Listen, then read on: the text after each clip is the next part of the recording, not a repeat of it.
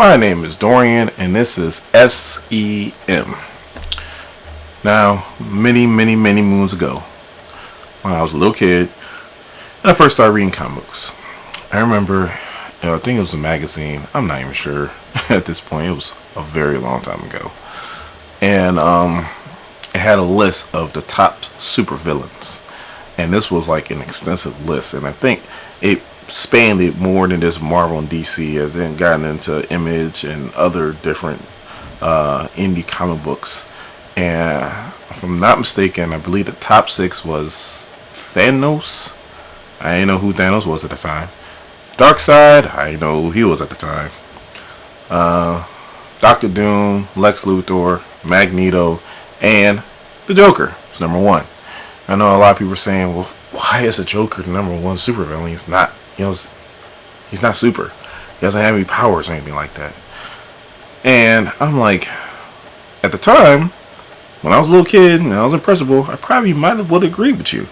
But then over the years, I read about the Joker, or I read Batman comic books, and I read the Joker, and I know there's 8 different comic books that I read where I'm like, the Joker really should be the number 1 supervillain.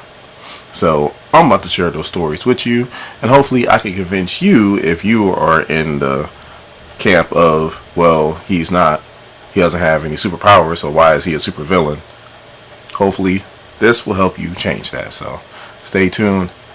It's going to be very interesting.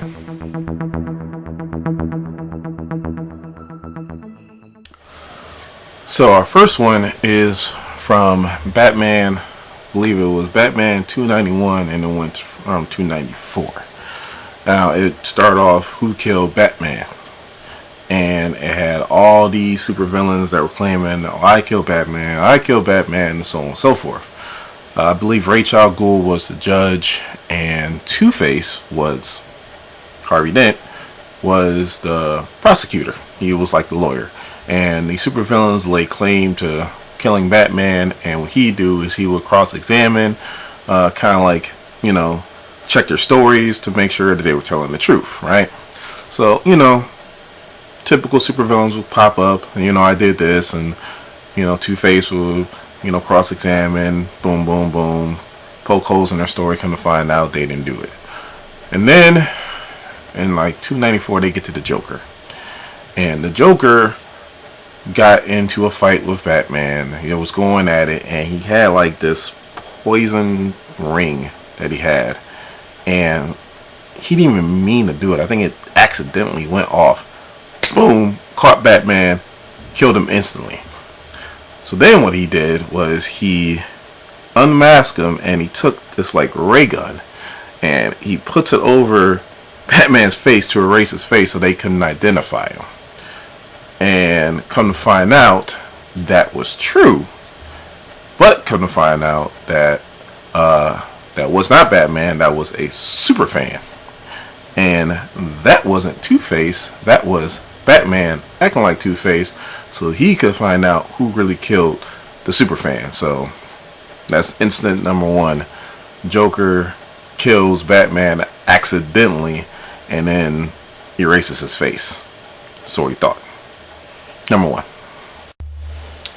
Now the second story was in Batman 321. It's the Joker's birthday, and he wants to celebrate by taking care of anybody who has wronged him. And he somehow kidnaps Commissioner Gordon, Robin, and for some reason Alfred Pennyworth.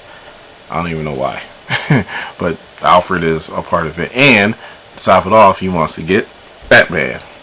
So, he's going through his little scheme to get Batman there, and so on and so forth. So he makes a joke, I guess, like this is his best birthday ever since he got like a catcher's mitt. All of his henchmen laugh except for one henchman, and he turns to that one henchman and goes, I guess that wasn't funny to you? And the henchman starts to get scared. Joker pulls out a gun, points it at him, he shoots, and the thing pops out with a stick, and it unravels and then goes, bang, you're dead.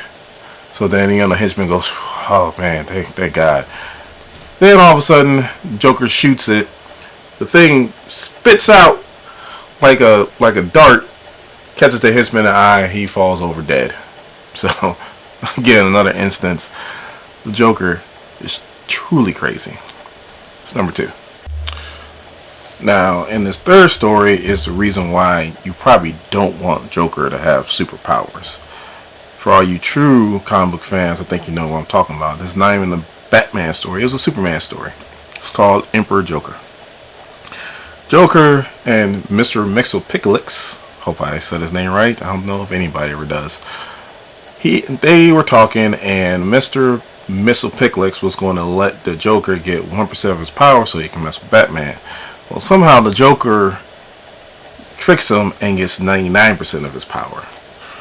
And for anybody who've read Injustice, they all know how strong Mr. Mxyzptlk can be. I mean, he went head to head with Trigon, and it was something to behold. I mean, he's a reality warper. It's like he's like a living, breathing cosmic cube or Infinity Gauntlet.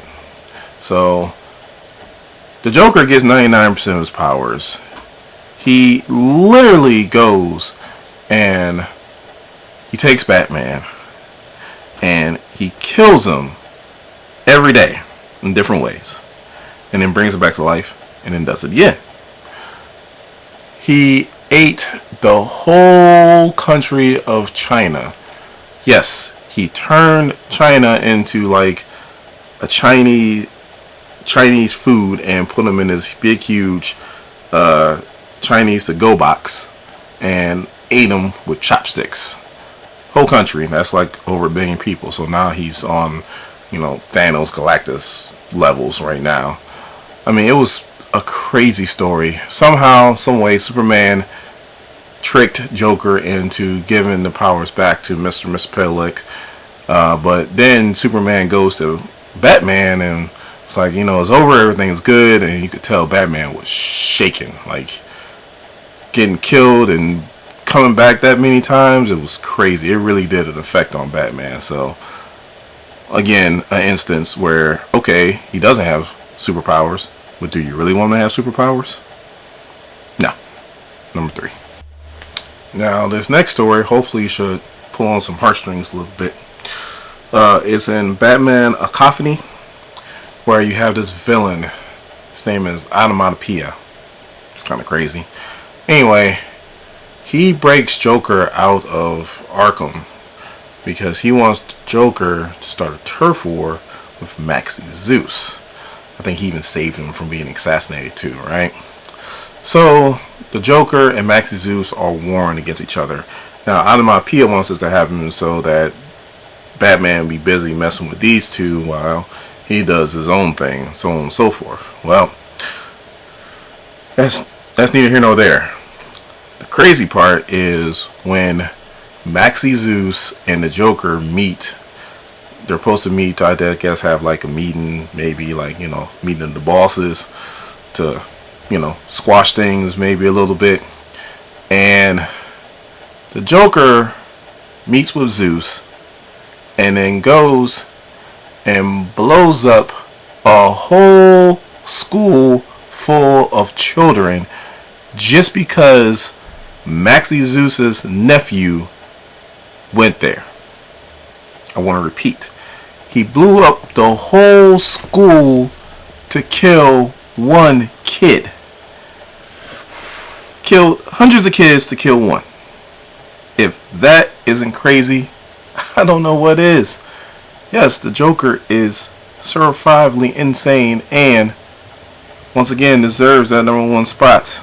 But if you're not convinced, I got more stories. Now, this next story comes from Batman's No Man's Land. For all you Gotham fans, the final season of Gotham kind of did No Man's Land. That's pretty much what No Man's Land was. It's a crazy story. It's a long story. The end is where it gets crazy. So, things are starting to get back to where they need to be. Batman's starting to get control of the supervillains. Because, all right, let me lay it out a little bit. The supervillains, there was an earthquake, and they pretty much, just like in like except for in Gotham, Jerome blew up all the bridges and kind of left everybody stranded. The city or the government blew up all the bridges. It's like, if you don't get out, you're staying there. And hence Batman's No Man's Land. And all the supervillains have like territories or like gangs and so on and so forth. You know, the cops have their own territory. Batman comes back, he has his own territory as far as that goes, and he's trying to get back Gotham to where it used to be. And it's starting to get that way. I think Lex Luthor is starting to chime in money to try to get back things the way they need to be. Well, the Joker obviously doesn't like this, because he likes the way things are. So he decides to kidnap all the babies in Gotham. I don't know how he did it, but he did it. So everybody, and he says he's going to kill all these kids if they don't stop doing what they're doing, obviously. So everybody's looking for these kids. Somehow, some way, Commissioner Gordon's wife is able to track down the Joker. And the Joker's holding a baby. And she's holding a gun. And she has him dead to rights. All she got, Joker booms overdone, but he's holding the baby. So the Joker give him a choice. Like, I mean, does he have the gun? He's like, are you willing to die for these kids? And she's like, yes. He throws the baby to her. She drops the gun, catches the baby. Joker picks up the gun, shoots her. Didn't even laugh, just shot her, boom, walked off. Killed Commissioner Gordon's wife. Once again, the Joker, certifiably insane, and that's why he should be the #1 supervillain. Once again, if you're not convinced, I got more stories for you. This next story is Death in the Family. Now, I remember reading this one. This was like my first real Joker is insane type of story. Got Death in the Family, right? And let me give you a little bit of backstory. Jason Todd is the second Robin. Now, I guess a lot of people didn't like Jason Todd. Everybody knows the story. Every comic book YouTuber out there has told what behind the scenes about what happened and so on. So somebody will get into that. Anyway, in this story, Jason Todd is looking for his mother, and they're out of the country. I believe they're in Iran, if I'm not mistaken. Hopefully I am, or hopefully I'm not. And he finds his mother. Well, come to find out, his mother is working for the Joker. Jason Todd didn't know that, and Joker is like a trap. He finds his mom. He's trying to get her out of there, so on and so forth. Joker pops out of nowhere, takes a crowbar, and starts beating the hell out of Jason Todd. I mean, just beating him down. Alright, blood everywhere. And then, to top it off, then he turns to his mom, and then I guess ties her up to a chair, and it's like, you're staying with your kid. Dips out. Batman shows up to the building. Boom. It explodes. Batman's going through the rubble, finds his mom. His mom's still alive. He's talking to her. You know, she pretty much was remorseful. You know, why she do this and that, and kind of portrayed her son and all stuff. Then she dies. Then he's looking. He finds Jason Todd. He's like, he instantly knows he's dead, but he still checks for a pulse, and then grabs him, and then he's all, you know, I can't believe this happened. So now also too, this is also where I found out how much more powerful Superman was to Batman, because, you know, I was a little kid, so, you know, I'm thinking, oh yeah, Batman could beat Superman, so on and so forth. No, it's not to that level. So the U.S. government, now once again, they're in Iran, and at the time, just like right now, there's issues with the U.S. government in Iran. So the government didn't want an international incident to happen. So they sent Superman to go talk Batman down from, you know, doing something crazy as far as like trying to kill Joker in international waters. And Batman gets pissed at him and he punches Superman. Alright? I'm thinking, yeah, Batman punch Superman, take that mess, and so on and so forth. And then Batman's grabbing his hand, it's going like this. And then Superman's like, you're lucky I rolled with that punch, otherwise you'd have broke every you'd have broke every bone in your hand. I was like, wow, Superman's a beast.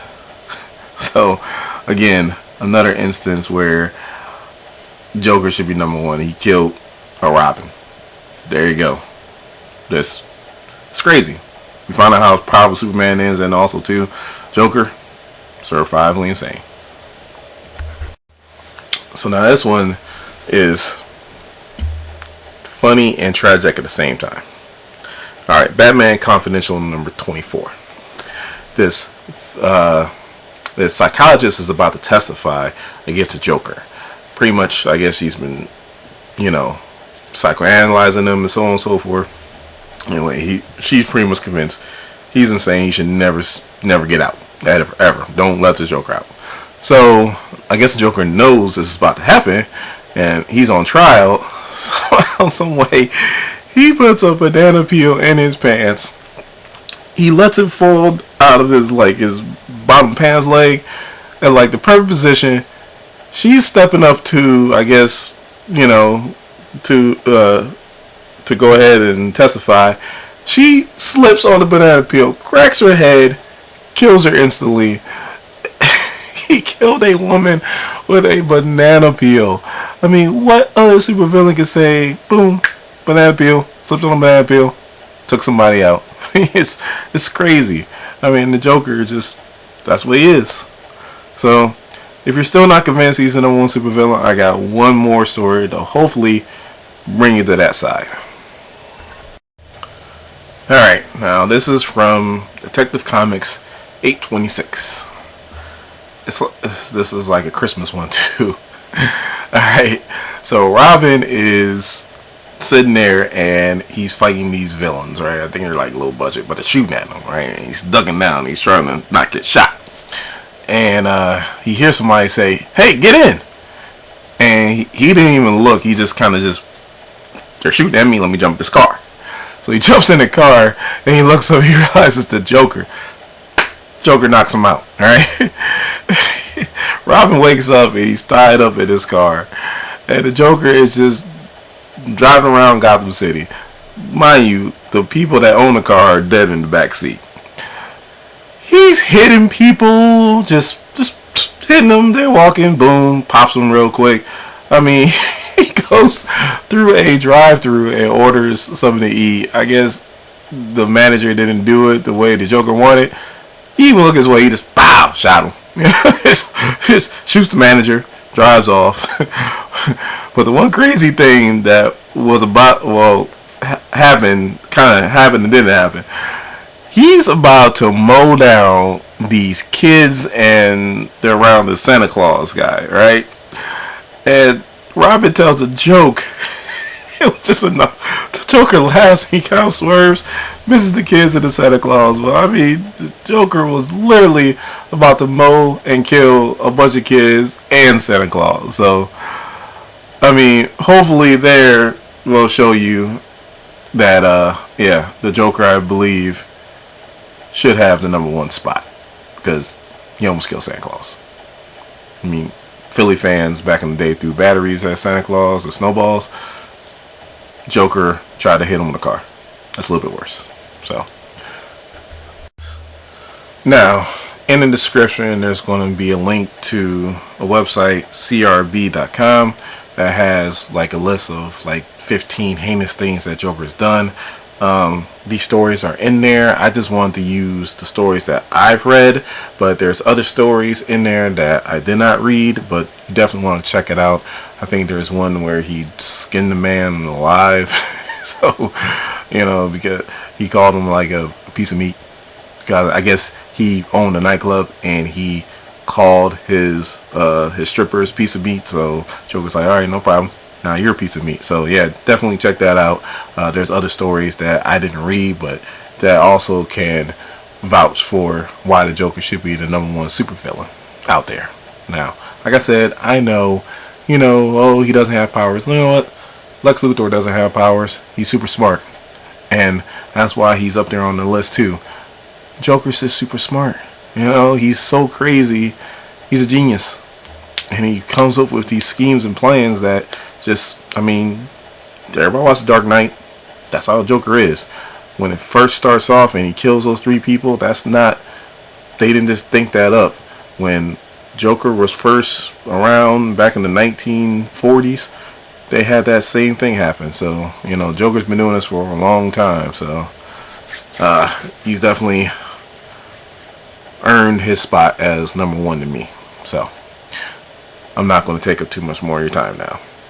If you are new here to SEM, please hit that subscribe button. Become part of this SEM Nation. Once you become part of this nation, you get that bell notification. You'll know when the video comes out. And if you like this video, please give me a thumbs up. My name is Dorian. This is SEM. Thank you guys for watching my videos. I really do appreciate it. And you guys have a good day.